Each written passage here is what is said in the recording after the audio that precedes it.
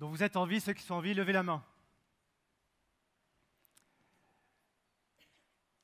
Par contre, vous êtes-vous senti à un moment donné de votre vie mort? Est-ce qu'il ne vous est pas arrivé au cours de votre vie de vous sentir mort, éteint, complètement absent? Si ça vous est déjà arrivé, levez la main. Donc comment renaître de ces cendres? Comment faire preuve de résilience?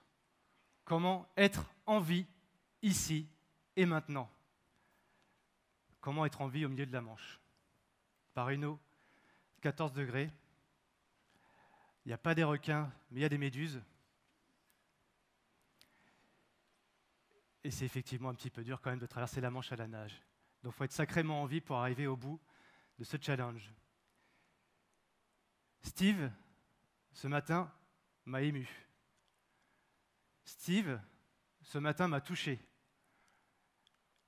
Steve, ce matin, m'a fait dresser les poils, et notamment quand il a employé le mot « complexe ». Je ne sais pas vous, ça ne vous a pas touché quand on a parlé de complexe? Levez la main ceux qui ont été émus, touchés quand on a parlé de complexe. Moi, ça m'a particulièrement touché. Alors, j'ai de la chance, j'ai en face de moi plein de personnes qui sont en vie. Et moi, quand je suis venu au monde, quand je suis arrivé, la première chose que j'ai fait, c'est de souffler. Ma mère a dit que j'avais même crié. Mais j'avais un petit cri bizarre. Et tout de suite, ils m'ont mis dans une cuve spéciale et ils ont écouté mon cœur. Mon cœur palpitait pas bien. J'ai été diagnostiqué avec un souffle-cœur, asthmatique, et ça m'a suivi toute ma vie.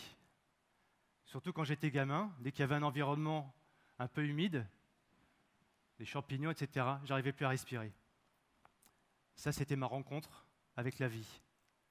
Difficulté à respirer. Même maman, elle a essayé de bien me protéger et de faire en sorte que le petit gamin, il arrive à survivre. J'ai bien survécu. Et le papa, il a surtout dit, mon petit gamin, ça va être dur, mais tu vas t'en sortir, et surtout, tu vas te relever de tout ça, et tu vas arrêter de t'apitoyer sur toi, et on va avancer tous les deux. J'ai dû écouter mon cœur, et mon père, il m'a dit, malgré tout, fais ce que tu as envie de faire, te pose pas de questions, vas-y fonce. Ça, c'était ma première belle rencontre, celle avec la vie, celle avec mon père. La deuxième rencontre, ça a renforcé les convictions qu'avait envoyées mon père au plus profond de mon subconscient. Fiston, vas-y fonce. Et puis après, c'était les années 70, il y avait la télé en couleur. Et ça, c'était un peu une nouveauté, donc on était tous devant la télé. Et moi, je découvre ce mec-là. Tout est possible. Et tant que tu n'es pas arrivé au dernier round, tout est encore possible. Ça, c'est ma deuxième rencontre. Vraiment. Rocky, quand je regarde ce film-là, c'est comme c'était la première fois que je le voyais. J'ai tout mon corps qui se réaligne, j'ai tout mon corps qui se redresse, et bim, en avant l'aventure, on repart. Ça tombe bien, j'ai mon Adrienne à la maison aussi. Donc je pense que vous pouvez peut-être rajouter ce film-là dans la liste de ce matin, en plus de Hurricane, Carter, Rocky, le 2 notamment, et je vous en reparlerai tout à l'heure. Ma rencontre numéro 3, c'est celle avec mon corps. Parce qu'après avoir écouté mon cœur, un père qui a essayé de muscler mon cerveau, et ben en fait, ma mère a dit maintenant, il va falloir qu'il fasse du sport, le gamin, parce qu'il a du mal à respirer. Donc on va le mettre sur les tatamis, il va faire du judo. Alors, un asthmatique sur des tatamis, ça ne fait pas bon ménage. J'arrivais pas à respirer. Mauvaise pioche. Maman, elle n'a pas fait le bon choix. L'année suivante, je découvrais un nouveau sport, où là, il fallait que je respire. La natation. On me met dans l'eau. Je me mets dans l'eau, et moi, ce que j'adore, c'est aller sous l'eau. Et je vais sous l'eau, et je vois ce qui se passe, je sens, je ressens. Le souffle coupé, j'écoute mon cœur qui bat, et là, je me retrouve dans ma bulle, je suis bien. C'est comme si j'étais dans le ventre de maman. Complètement protégé de tout ce qui est l'extérieur, les microbes, etc. Et là, je suis bien dans l'eau. Et je découvre des sacrées facultés parce que je fais 1 minute sous l'eau. J'ai 4-5 ans. Hein. 5 ans. 2 minutes, 3 minutes, 4 minutes, 5 minutes sous l'eau. Je m'amuse à dépasser mes limites, à battre mes records, mes propres limites, mes propres corps à moi. Et donc là, je me rends compte que mon corps il est capable de faire des choses assez incroyables. Bref, le début de ma vie, c'était peut-être un peu compliqué, mais finalement, je fais des belles découvertes et je me rends compte que je suis capable de faire des choses incroyables parce qu'en fait, je ne comprends pas le langage des grands, quoi. Je ne comprends pas le langage des grands. Fais pas ci, fais pas ça, tu n'y arriveras pas, c'est pas possible, c'est dangereux, etc. Je ne comprends pas.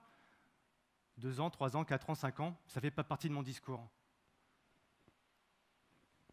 Là, par contre, je commence à comprendre. 4e rencontre. Le formatage commence. Bienvenue dans la matrice, le monde réel. On va se muscler le cerveau, mais on va se muscler maintenant l'autre partie du cerveau. On va t'apprendre à compter, on va t'apprendre à lire, on va t'apprendre plein de choses. Merci l'école. Et il me donne des codes, qui ne sont pas tout à fait les mêmes que ceux que j'avais, moi, commencé à expérimenter dans ma toute première jeunesse. Puis après l'école, parce que je fais beaucoup d'efforts pour ça, j'ai beau être au fond de la classe, vous savez, au fond à gauche, quand on est à côté du radiateur et qu'on regarde dehors, parce qu'il y a tout le dehors qui vous appelle, et il y a le prof qui vous ramène toujours à la réalité. Le monde réel, c'est le tableau, c'est le cadre. Tu es dans un cadre, mon garçon, il faut que tu rentres dans le cadre. Évidemment, j'ai appris beaucoup de choses, mais moi, le cadre, ça faisait 2. Mais les profs, petit à petit, ils m'ont appris à rentrer dans le cadre. Donc je suis rentré dans le cadre. Je suis tellement bien rentré dans le cadre que j'ai fait un parcours scolaire plutôt pas mal. Toujours marqué mention assez bien, un peu mieux faire. Mais malgré tout, j'y arrivais. Je faisais les efforts qu'il fallait pour y arriver quand même. École de commerce, bien, bravo. Puis en plus, l'école de commerce, Paris 16e. Alors attention, je fais une prépa HEC à Sarcelles. Je me retrouve le lendemain en école de commerce à Paris dans le 16e, avenue Victor Hugo. Sacré contraste. À votre avis, qu'est-ce qui m'a le plus plu? L'école de commerce ou la prépa HEC à Sarcelles? Qui dit Sarcelles? Levez la main. École de commerce à Paris, ISG? Non, je ne me suis pas fait chier parce que je me suis fait des copains, j'ai fait beaucoup de sport. Mais effectivement, d'un point de vue social, d'un point de vue richesse sociale, il n'y a pas photo, c'est à Sarcelles que j'ai mes meilleurs souvenirs. Il y en a de Sarcelles? C'est pas vrai? On n'est pas bien à Sarcelles? Voilà. Prépa HEC, et comme on m'avait bien formaté, bien mis dans un cadre, je dis tiens, j'ai besoin de cadre, il faut faire l'armée. C'était encore une époque où il fallait faire l'armée. Donc je fais mon armée, et puis je dis je vais la faire bien, je vais la faire dans un beau cadre, et je vais élargir le cadre. Je vais être instructeur, je vais être officier. Donc je deviens officier à l'armée. J'élargis le cadre, parce que le cadre ne me plaît pas, mais puisque je suis dedans et qu'on me contraint à y rester, je vais l'élargir. Donc j'élargis le cadre à l'armée, tout se passe plutôt bien. Ensuite, après l'armée, faut démarrer dans la vie, et puis comme j'aime élargir le cadre et que j'aime aller dépasser mes limites, très vite je vais être patron. Donc je suis patron à 25 ans d'un des grands magasins, pas loin de Sarcelles, mais cette fois-ci c'est à Herblay, la Patte d'Oie. Qui connaît Herblay, la Patte d'Oie? Décathlon, directeur de magasin, Cyril Blanchard, 26 ans, directeur du plus grand magasin Décathlon en France. Et il est heureux, quoi, il a réussi, parce qu'il élargit le cadre, il dépasse ses limites. Cyril Blanchard, entre-temps, il se marie, il a 2 enfants, et puis il se met au sport aussi, mais cette fois-ci un peu plus intensément. Il devient Ironman. Bref, une belle réussite. J'ai 26 ans, j'ai tout réussi. Je suis directeur d'un grand magasin, le plus grand Décathlon de France. J'ai une vie sociale et familiale plutôt épanouie, et je suis Ironman. Que demander de plus? Ma femme, elle me dit, ma femme de l'époque, Cyril, t'es pas heureux. Et tous les jours, elle me rabâchait, Cyril, t'es pas heureux. Cyril, t'es pas heureux. Cyril, t'es pas heureux. J'ai fini par la croire à 33 ans, parce que moi, je regardais mes enfants. Je regardais ma situation, ma belle maison. Je regardais ça, j'ai dit, mais si je suis heureux, j'ai tout pour être heureux. Et elle me disait tout le temps, t'es pas heureux. T'as pas le smile. J'ai fini par la croire et 33 ans, je fais mon burn-out. 33 ans, je fais un vrai burn-out. J'ai plus de jus, plus de force. Je ne peux pas me lever le matin. Je ne sais pas pourquoi, je ne sais pas ce qui se passe. J'arrive vraiment pas à sortir du lit. Je ne me sac pas du lit. Je fais mon burn-out, pas de jus. Mon corps, il m'a lâché. Donc première alerte, c'est l'alerte du corps. Tu n'as plus de force. Mais pour autant, je dois dépasser mes limites. Est-ce que je dois vraiment dépasser mes limites ou est-ce que je dois dépasser les limites? Parce que là, ça c'est ma tête, tous les jours, quand j'ai 26 ans, 33 ans, vous voyez, je ne suis pas heureux, mais 33 ans, là je touche le fond. Et là, il y a face à moi 2 options. D'ailleurs, regardez, là vous ne le voyez pas, mais il y a un rond rouge. J'ai un pied dans le rond rouge et j'ai un pied dans le noir. Qu'est-ce que je choisis? Si je vais sur un chemin facilité, tout tracé, la réussite, etc., tel qu'on l'entend dans le cadre. J'ai rien à prouver, c'est facile, j'y vais. De l'autre côté, je veux être heureux, mais je ne sais pas pourquoi, ni comment, mais je veux être heureux. Qu'est-ce que je fais à votre avis?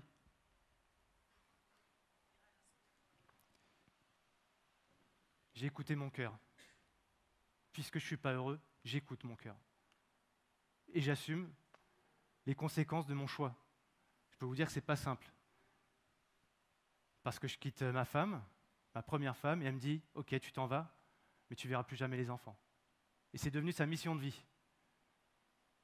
La mission de vie de ma première épouse, ça a été de faire en sorte que je ne vois plus mes enfants. Ça a été de faire en sorte que les enfants ne voient plus leur père. Mettez une grosse part de subjectivité dans ce que je suis en train de vous dire, parce qu'évidemment, ça c'est mon prisme à moi, c'est ma vision des choses. Vous imaginez bien que d'autres personnes ne voient pas ça de la même façon. Moi, c'est comme ça que je le vis. J'écoute mon cœur, j'assume les conséquences, et mes enfants, je me bats pour eux. Mais je me bats, les avocats, ils font tout ce qu'ils peuvent. Bon, bilan des courses, les enfants s'en vont à Toulouse. Je les vois qu'une fois de temps en temps, pendant les vacances. C'était le prix à payer, c'était le prix de la liberté. C'est ce que m'a dit mon avocat, tu payes le prix, c'est comme ça, maintenant tu es libre. J'ai pris ma liberté, je l'ai acheté le prix fort, mais je l'ai acheté. Et maintenant que j'écoute mon cœur, je vais réaliser mon exploit personnel puisqu'il n'y a plus rien qui peut m'en empêcher.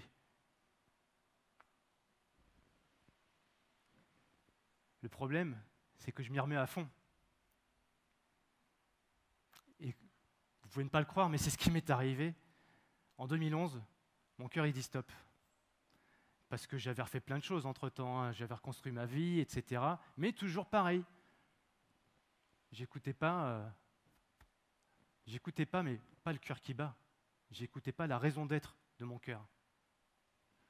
Et donc, mon cœur il dit stop. Je fais une péricardite, je me retrouve aux urgences.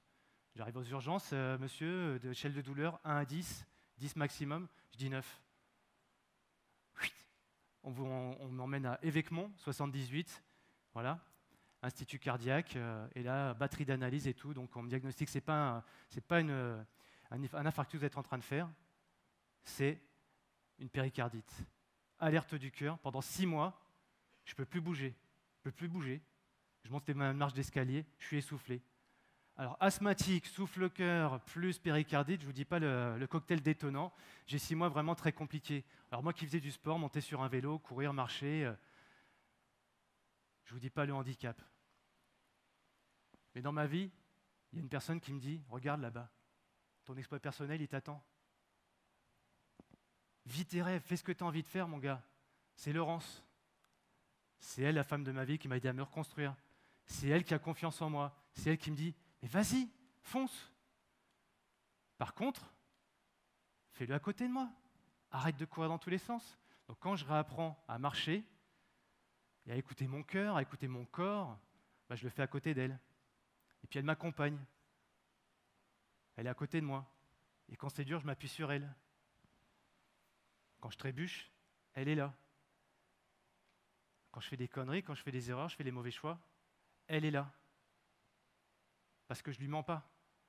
Mon cœur, je l'ai ouvert à elle. J'ai appris à ouvrir mon cœur. Mon meilleur ami m'a dit, c'est lui qui m'a dit, Cyril, écoute ton cœur. Là, mon cœur, il est à côté de moi. C'est la prunelle de mes yeux. C'est la maman de Steve. Ah oui, c'est sa maman à lui, c'est la prunelle de ses yeux.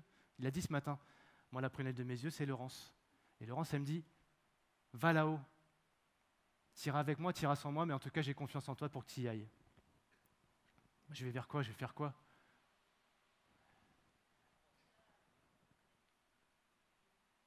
Vous voyez le lien? Philippe Croison, pas de bras, pas de jambes, traverser la Manche à la nage. Parce qu'en fait, en 2014, je reçois un email. Enduroman, Arch Tour, qu'est-ce que c'est que ce truc-là?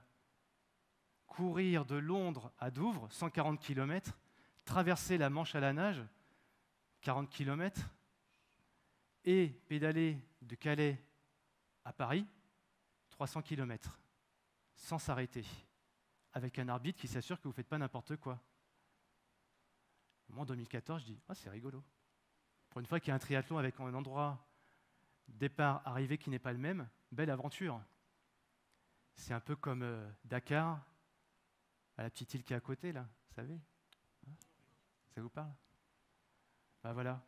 Moi, mon défi personnel, mon exploit personnel, il arrive comme ça par hasard.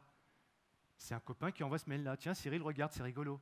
Et moi, je dis, ouais, c'est rigolo. Et bim, ça y est, point d'ancrage. Coup d'hypnose. Pendant un mois, je pensais à ça tout le temps. Mais inconsciemment, hein, c'est quelque chose qui vibre en moi, sans que je l'intellectualise. Puis un an après, 2015, deuxième mail. Bim. Là, il y a un vrai message. J'appelle les Anglais, je m'inscris. 1 an de préparation. Je m'entoure des meilleurs experts, Philippe Croison. Quand je vais le voir, je dis, Philippe, on ne se connaît pas, mais j'adore ce que vous faites, j'adore vos conférences. Vous me touchez à chaque fois, tout est possible. Moi, ça me parle. Je vous parle de mon histoire, ce que je suis en train de préparer. Philippe, je suis Cyril Blanchard, je vais faire la Manche à la nage. Oh, c'est génial, Cyril, bravo! Et si je peux t'aider, n'hésite pas, voir mon email, etc. Attends, Philippe, je vais courir avant, partant de Londres, et je vais nager après. Et il me regarde, et il a cette phrase magique. Cyril, t'es complètement fou. Non, mais imaginez, il est dans son fauteuil, en face de moi, et il me traite de fou, alors que lui, il a traversé la Manche à la nage, alors qu'il n'a pas de bras et pas de jambes. Qui est le plus fou des deux? Je sais pas. Mais vous voyez sa première réaction, t'es fou. Comme quoi, hein, même quand on fait des choses incroyables, on est encore capable de dire aux autres, ce que tu vas faire, c'est complètement dingue, quoi. Non, le plus dingue des deux, puis en fait, ça dure une fraction de seconde, ce qu'il me dit. Après, il me regarde et puis il se marre, quoi. Parce que son cerveau lui envoie un deuxième message et il rigole. Et puis après, on se fait une accolade et on dit, ça y est, frère de sang, quoi. On se connaît même pas, on s'est jamais vu. Frère de sang, frère d'armes. Pendant un an, il va me préparer, il va me suivre, mentalement. Pendant un an, je vais me préparer des meilleurs experts, préparation mentale, préparation physique, préparation nutritionnelle, préparation pour le sommeil, comment récupérer, comment faire des siestes flash, etc. Et donc, je m'embarque dans l'aventure, juin 2016, 60 heures après, Cyril Blanchard, bat le record du monde, c'était un Australien avant, maintenant c'est un Français.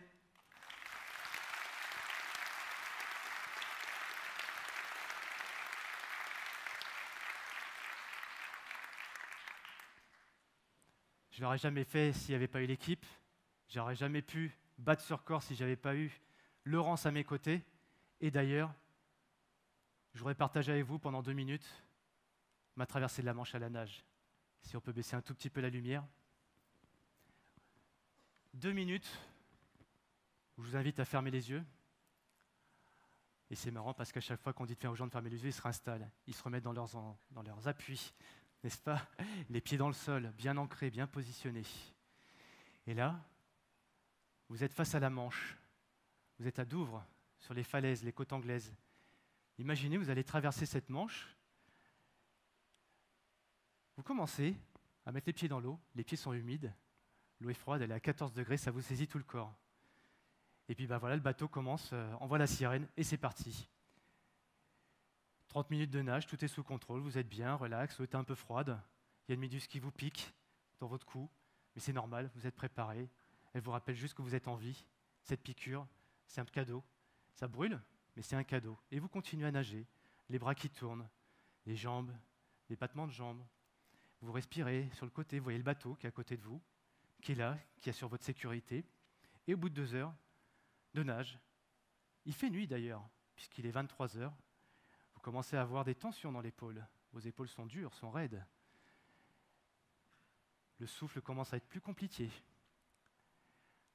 Mais au bout de 4 heures de nage, votre corps commence à vous envoyer des vrais messages de tension, de fatigue.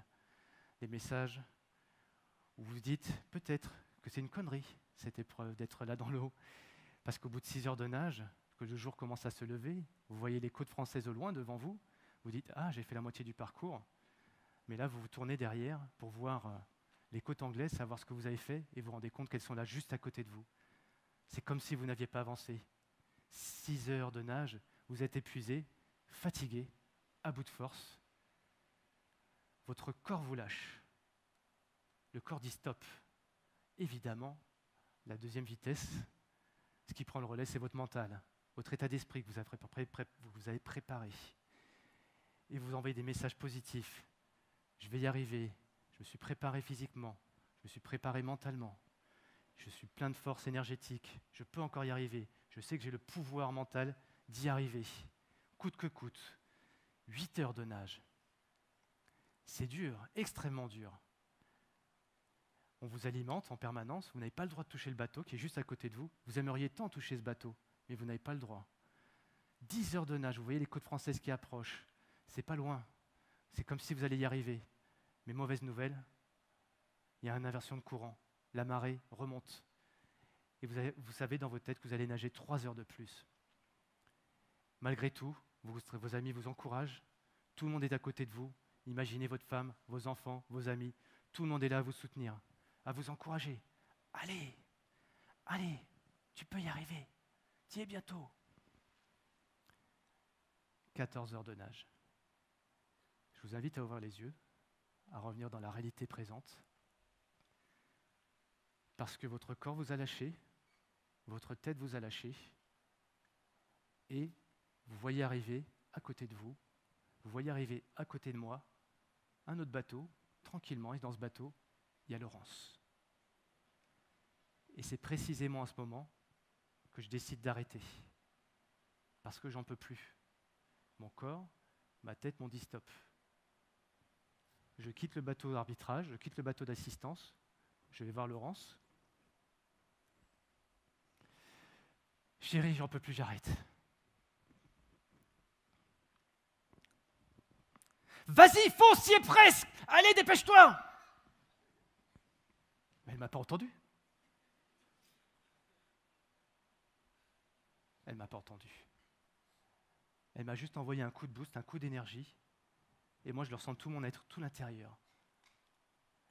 J'ai découvert ce jour-là que l'énergie se transmettait. L'énergie du cœur, elle se transmet.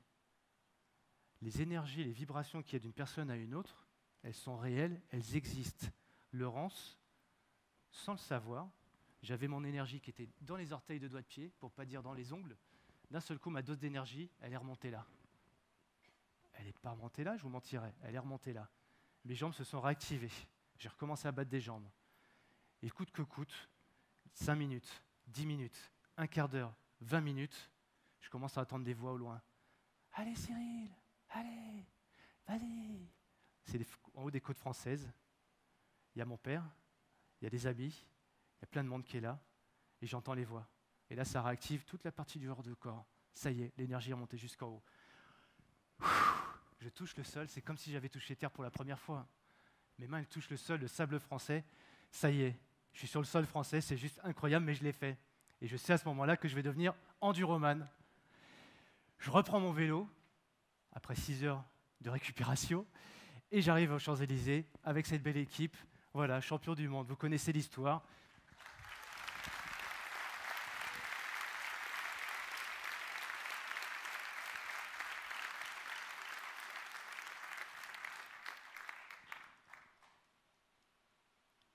Et je vous invite tous à penser, à ressentir le pouvoir, vous allez me dire du cœur, oui, mais bien plus fort que ça, de l'instinct, de ce qui guide votre quotidien. Fiez-vous à votre instinct, réalisez vos rêves. Il y aura toujours quelqu'un pour y croire à côté de vous. Un ami, un parent, une femme, un homme, un enfant. Et sachez que cette personne-là, c'est quand vous n'irez pas bien, elle est capable de vous envoyer une dose d'énergie juste incroyable que vous ne soupçonnez pas. Alors l'histoire serait belle, mais il m'arrivait encore un autre truc dans ma vie.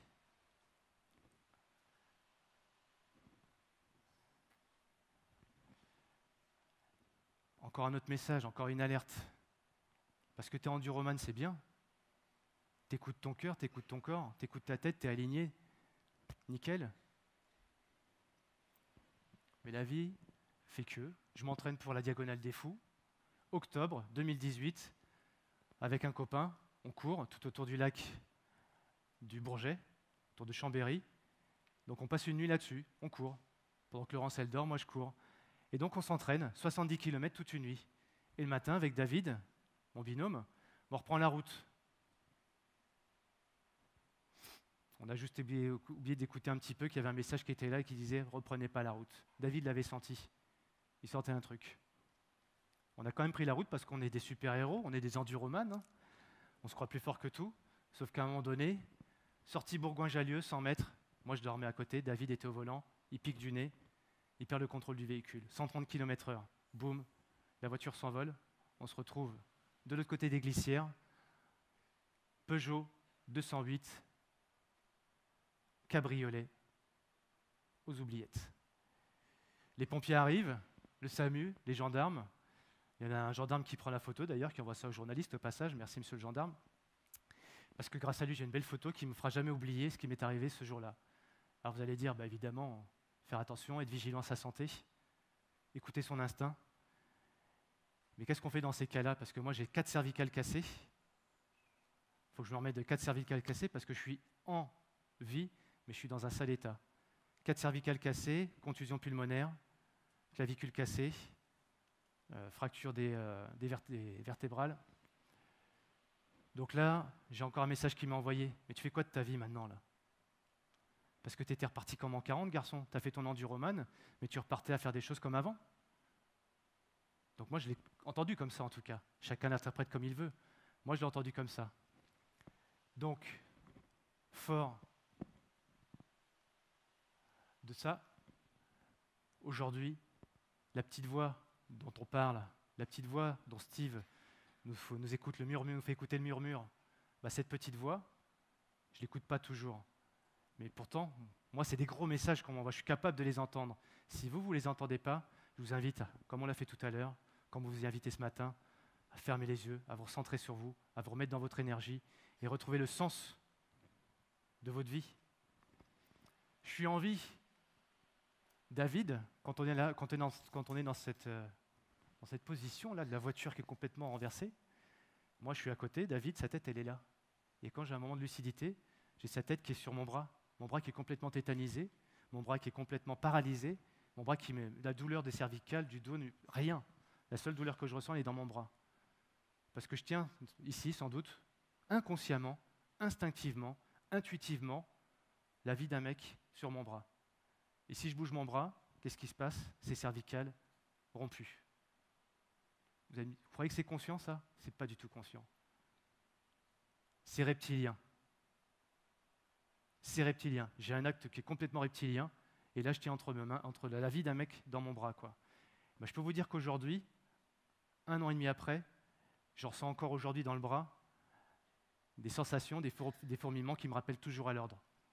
Ce jour-là, tu avais la vie d'un mec entre tes bras, oublie jamais la valeur de la vie. Et si tu as cette douleur dans ton bras qui te rappelle à l'ordre, remets-toi en question sur ce qu'elle est, c'est le sens de ta propre vie, Cyril. Tu es en vie, qu'est-ce que tu en fais? Donc merci la douleur. Et maintenant, comment on se remet d'un accident comme celui-ci? Fracture des cervicales, cloué au lit pendant 3 mois, avec un corset, on ne peut pas bouger. Ben, qu'est-ce que j'ai fait? Je vais vous partager avec vous une technique, parce que des questions, j'imagine que vous en avez, mais j'anticipe juste une question qui est: comment on fait pour être en vie? Comment on fait pour se remettre en vie quand on a un accident comme ça? Comment on fait pour se remettre en vie quand on est atteint dans sa chair? Comment on fait pour être en vie quand on doute de tout? Quand on a un handicap qui nous tombe sur la tête? Quand on a quelqu'un de sa famille qui nous quitte? Comment on fait pour être en vie? N'oubliez jamais votre Dieu intérieur, votre énergie intérieure, qu'on a banalisé sous le mot enthousiasme. Ma femme est une personne enthousiaste. Elle est solaire. Il n'y a pas un matin où elle se réveille où elle fait la gueule. Tous les matins, elle se réveille, elle a la banane. C'est quelqu'un d'enthousiaste. Elle est solaire, elle a une vie incroyable. Elle se lève à 3 heures du matin, elle travaille dans un dépôt grossiste. Tous les matins, 3 heures, tout le monde dit: mais d'où tu tiens ton énergie? Elle est juste enthousiaste, elle a une énergie intérieure, elle est là, merci la vie. Ben, moi, je la prends. Qu'est-ce qui génère votre enthousiasme chaque matin? Visualisez. Et je ne peux pas visualiser un enduroman, moi, ce n'est pas à ma portée. Vous croyez que moi, quand j'avais 40 balais, tout le monde dit quand je vais sur scène, mais t'es beaucoup plus petit qu'on imagine quand on voit les vidéos. Bah ouais, on n'imagine pas que tu as un souffle-cœur. On n'imagine pas que tu as le dos en vrac. On n'imagine pas tout ça. Bah non. Je rappelle juste au passage que quand j'ai eu 17 ans, je suis allé voir le kiné parce que j'avais mal au dos. Ce kiné m'a dit: Cyril, il faut que tu arrêtes la course à pied et le vélo parce que pour ton dos, c'est pas bon. Si je l'avais écouté, petite voix intérieure. Donc, si vous avez un désir profond un désir ardent, un enthousiasme à toute épreuve par rapport à un projet de vie, visualisez-le chaque matin. Visualisez-le après chaque déjeuner, au moment de la sieste, plutôt que de lutter contre la sieste et contre la fatigue. Profitez-en, c'est une opportunité pour vous recentrer, vous reconnecter intérieurement et visualiser votre rêve le plus ardent, votre vœu le plus cher. Visualisez-le le soir avant de vous coucher. Quand vous êtes au lit, visualisez votre rêve. Qu'est-ce qui vous interdit de le faire? Qu'est-ce qui vous empêche de le faire? Rien. Faites-le. Plus vous le visualisez intérieurement, plus votre corps le ressent et plus vous le partagez aux autres quand vous communiquez. Et quand vous dites « je vais faire mon enduroman », quand Cyril dit pendant 1 an aux gens autour d'eux qu'il va faire l'enduroman, c'est juste une évidence qu'au moment du départ, il va y arriver. Il est condamné à réussir. Si vous êtes d'un enthousiasme ardent et si vous visualisez en permanence 1 fois, 2 fois, 3 fois par jour votre challenge, votre projet de vie, vous êtes condamné à réussir. Intention. Une fois que vous visualisez, c'est facile, vous êtes dans l'action. J'ai l'intention de. Ben vous mettez l'énergie, ça focalise votre attention. Votre attention, elle est focus. Elle ne s'éparpille pas, elle ne part pas dans tous les sens parce que vous avez fait votre visualisation. Donc je suis focus sur mon projet. Mon corps, il sait ce qu'il a à faire. Et je m'organise en conséquence. L'intention dirige l'attention. Et l'attention permet de constituer votre capital énergie. Énergie. Épigénétique. Je pense que vous avez tous entendu parler de ce mot d'épigénétique un peu barbare. YouTube, épigénétique. Instagram, épigénétique. Twitter, épigénétique. Vous hashtaguez épigénétique. Et vous allez comprendre que votre capital énergétique le plus important, c'est votre santé. Votre corps n'est pas une poubelle, j'ai adoré. Donc, laissez-lui un temps pour se reposer. Donnez-lui du bon carburant avec une bonne alimentation. Il faut le dégripper un petit peu. Votre corps il s'oxyde, donc il faut le dégripper. Il faut avoir une activité physique.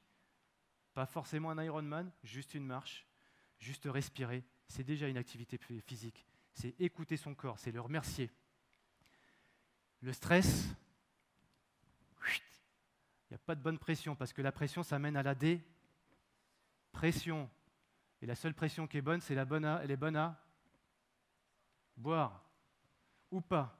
Mais en tout cas, la pression, trop de pression, ça mène à la dépression. 5e élément de l'épigénétique, vous le connaissez par cœur. On est la moyenne des 5 personnes qu'on côtoie le plus. Faites un check, faites un débriefing chaque jour. Est-ce qu'aujourd'hui, je me suis entouré de 5 belles personnes qui m'ont apporté une belle énergie par rapport à ma visualisation, par rapport à mes intentions? Est-ce que c'est ces personnes qui vont m'enthousiasmer vers ma cible? Voilà l'épigénétique. 5 piliers de la santé, c'est simple. Faites-le et vous êtes condamné à réussir. Merci.